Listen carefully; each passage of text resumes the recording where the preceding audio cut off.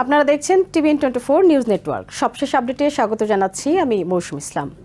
Record তাপপ্রবাহ, দীর্ঘস্থায়ী খরা এবং প্রবল বাতাসে দক্ষিণ পশ্চিম ইউরোপ জুড়ে নজিরবিহীন দাবানল ছড়িয়ে পড়েছে।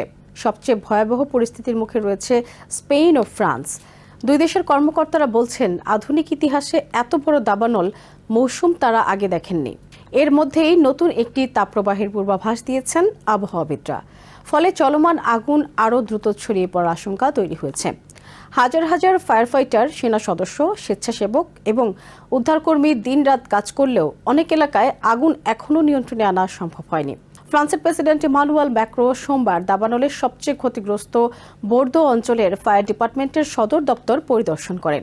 সেখানে তিনি বলেন, দ্বিতীয় বিশ্বযুদ্ধের পর ফ্রান্স এমন কঠিন দাবানল পরিস্থিতির মুখোমুখি আর কখনো হয়নি। তার ভাষায়, প্রচণ্ড গরম, অত্যন্ত শুষ্ক পরিবেশ এবং শক্তিশালী বাতাস আগুনকে অনিয়ন্ত্রিত করে তুলেছে। আগুন এখন এমন আচরণ করছে যা আগে খুব কমই দেখা গেছে। তিনি ফায়ার ডিপার্টমেন্ট, সেনাবাহিনী ও স্বেচ্ছাসেবকদের ধন্যবাদ জানিয়ে বলেন, সামনের কয়েক সপ্তাহ অত্যন্ত কঠিন হতে পারে এবং সবাইকে সর্বোচ্চ সতর্ক থাকতে হবে। ফ্রান্সের প্রধানমন্ত্রী সেবাস্তিয়ান লেকোর্নো জানান, বছরের শুরু থেকে দেশটিতে 13,566টি দাবানলের ঘটনা ঘটেছে। এতে ইতোমধ্যে 116,000 হেক্টরের বেশি বনাঞ্চল পুড়ে গেছে, যা 2022 সালের রেকর্ডকেও অনেক আগেই ছাড়িয়ে গেছে। শুধু দক্ষিণ পশ্চিমাঞ্চলের জিরন্দ এলাকাতেই 220,000-এর বেশি মানুষকে বাড়িঘর ছেড়ে নিরাপদ আশ্রয়ে যেতে হয়েছে। আগুন বোর্দো শহরের খুব কাছাকাছি পৌঁছে যাওয়ায় শহরের দক্ষিণাঞ্চলের সব রেল চলাচল সাময়িকভাবে বন্ধ রাখা হয়েছে। মহাসড়কের কয়েকটি অংশ বন্ধ করে দেওয়া হয়েছে এবং প্রয়োজনে বোর্দোর আরও এলাকায় সরিয়ে নেওয়ার প্রস্তুতি নেওয়া হচ্ছে। স্পেনের অবস্থাও কম উদ্বেগজনক নয়।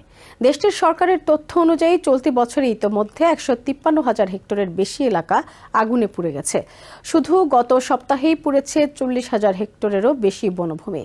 মাদ্রিদের পশ্চিমে আভিলা অঞ্চলের দাবানলকে দেশটির সাম্প্রতিক ইতিহাসের সবচেয়ে বড় দাবানল হিসেবে ঘোষণা করেছে সরকার। রাজধানী মাদ্রিদ, আভিলা ও তোলেদো অঞ্চলে প্রায় 60,000 মানুষকে নিরাপদ স্থানে সরিয়ে নেওয়া হয়েছে। পূর্বাঞ্চলের কাস্তেওন প্রদেশে নতুন দাবানল ছড়িয়ে পড়ায় আরও 16,000 মানুষকে বাড়িঘর ছাড়তে হয়েছে। স্পেনের প্রধানমন্ত্রী পেদ্রো সানচেজ বলেন, জলবায়ু পরিবর্তনের কারণে এমন পরিস্থিতির আশঙ্কা বিজ্ঞানীরা বহু বছর ধরেই করে আসছিলেন। এখন সেটি বাস্তবে রূপ নিচ্ছে। তিনি বলেন, দেশজুড়ে দাবানল মোকাবিলায় সব ধরনের রাষ্ট্রীয় সম্পদ ব্যবহার করা হচ্ছে। তবে নতুন তাপপ্রবাহ শুরু হলে পরিস্থিতি আরও জটিল হয়ে উঠতে পারে। স্বরাষ্ট্রমন্ত্রী ফার্নান্দো গ্রান্দে মার্লাস্কাও সতর্ক করে বলেন, আগুন নিয়ন্ত্রণে আনতে আগামী 48 ঘণ্টা অত্যন্ত গুরুত্বপূর্ণ। ফ্রান্সের স্থানীয় প্রশাসন জানিয়েছে, জিরন্দ অঞ্চলের দাবানল এখন আর সাধারণ কোনো বন আগুনের মতো আচরণ করছে না। এটি নিজস্ব বাতাস তৈরি করছে এবং কয়েক কিলোমিটার দূরে নতুন আগুনের সূত্রপাত ঘটাচ্ছে। কর্মকর্তাদের ভাষায়, আগুন এক জায়গা থেকে আরেক জায়গায় বাতাসের সঙ্গে উড়ে যাচ্ছে না, বরং নিজের শক্তিতে চারদিকে ছড়িয়ে পড়ছে। ফলে আগুনের গতিপথ নির্ধারণ করা অত্যন্ত কঠিন হয়ে পড়েছে। বিশেষজ্ঞদের নজর কেড়েছে আরেকটি বিরল প্রাকৃতিক ঘটনা, পাইরোকিউমুলোনিম্বাস বা ফায়ার ক্লাউড। দাবানলের তীব্র তাপ থেকে সৃষ্ট এই বিশাল মেঘ নিজস্ব আবহাওয়া তৈরি করতে পারে। এর ফলে বজ্রপাত, তীব্র বাতাস এবং জ্বলন্ত অঙ্গার কয়েক কিলোমিটার দূরে ছড়িয়ে পড়ে নতুন দাবানলের সৃষ্টি করতে পারে। ফ্রান্সের ফায়ার ফাইটাররা বলছেন, তাদের কর্মজীবনে এমন পরিস্থিতি খুব কমই দেখেছেন। দাবানলের প্রভাব শুধু জনবসতি বা বনাঞ্চলে সীমাবদ্ধ নয়। বোর্দো অঞ্চলের বিখ্যাত আঙ্গুর ক্ষেত এখন ধোঁয়ায় ঢেকে গেছে। স্থানীয় ওয়াইন উৎপাদকরা আশঙ্কা করছেন, অতিরিক্ত ধোঁয়ার কারণে এই বছরের আঙ্গুরের মান ক্ষতিগ্রস্ত হতে পারে। একই সঙ্গে বোর্দোর কাছে অবস্থিত ইউরোপের গুরুত্বপূর্ণ মহাকাশ ও প্রতিরক্ষা শিল্পের কয়েকটি স্থাপনাও ঝুঁকির মুখে পড়েছে। কিছু কারখানা থেকে কর্মীদের সরিয়ে নেওয়া হয়েছে এবং উৎপাদন সাময়িকভাবে স্থগিত রাখা হয়েছে। পরিবহন ব্যবস্থাও মারাত্মকভাবে ব্যাহত হয়েছে। বোর্দোর দক্ষিণাঞ্চলে ট্রেন চলাচল বন্ধ রয়েছে। বিভিন্ন মহাসড়ক বন্ধ করে দেওয়ায় পণ্য পরিবহনেও সমস্যা তৈরি হয়েছে। জরুরি যানবাহন চলাচল নিশ্চিত করতে অনেক এলাকায় সাধারণ যানবাহনের প্রবেশ সীমিত করা হয়েছে। স্পেনের মাদ্রিদ ও ভ্যালেন্সিয়া অঞ্চলেও সড়ক যোগাযোগে বিঘ্ন ঘটছে এবং কয়েকটি পর্যটন এলাকা সাময়িকভাবে বন্ধ ঘোষণা করা হয়েছে। দাবানলের কারণ নিয়েও তদন্ত শুরু হয়েছে।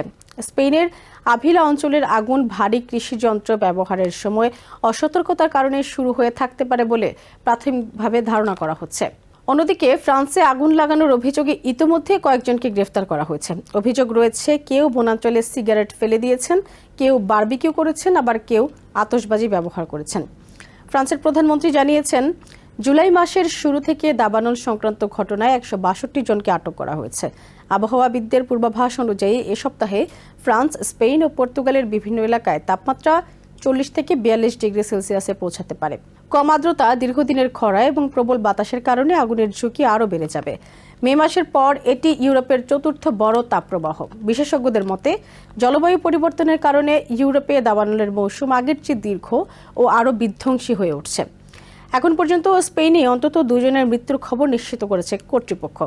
শত শত বাড়িঘর ধ্বংস হয়েছে, বিপুল বনাঞ্চল পুড়ে গেছে এবং কয়েক শত হাজার মানুষ বাস্তুচ্যুত হয়েছেন। গ্রীষ্মের এখনও প্রায় 2 মাস বাকি থাকায় পরিস্থিতি আরও ভয়াবহ রূপ নিতে পারে বলে আশঙ্কা করছেন ইউরোপের দুর্যোগ ব্যবস্থাপনা বিশেষজ্ঞরা। নিউ ইয়র্ক থেকে সম্প্রচারিত TVN 24 টেলিভিশন বিশ্বজুড়ে বাঙালির কণ্ঠস্বর।